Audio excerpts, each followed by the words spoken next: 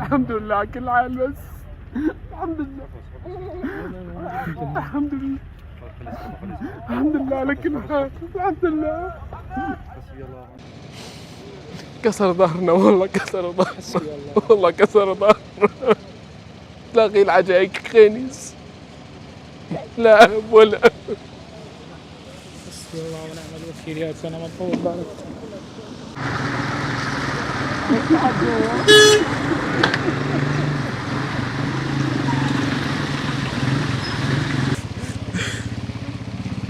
والله مشي امور العيلي، والله والله العظيم مشي امور العيلي.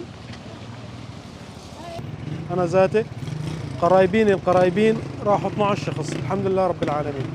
أمي هلق تحت الأنقاض محسن طالعة، أخويك وعم طالعوا هلق، أخوي الثاني كمان لسه ما طلع من تحت الأنقاض.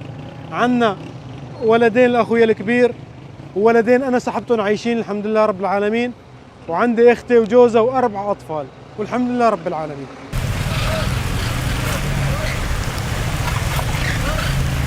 عائلتي اولادي واولادها يعني اسري بعدهم تحت الانقاض، ما في حدا يساعدهم، ما في الات، ما في ولا شيء امكانات ولا شيء. اولاد عم نسمع اصوات اللي بعدهم احياء بس ما في شيء يطلعوا، ما في حدا يطلعوا، ما في الات. نناشد كل الدول، نناشد الانسانيه يجوا يساعدونا يا اخي، مصيبه وقعت علينا.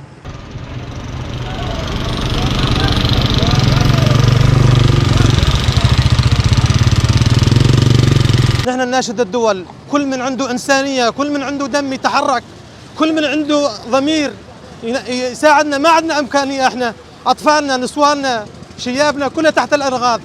نحن كارثة، كل طوابق نازلة فوق الأرض بشهر وثلاث شهور ما نطالع الميتين. نحن كارثة وما بي عندنا إمكانيات شيء.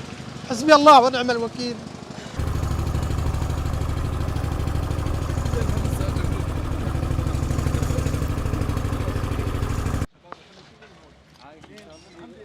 هذا شيء معك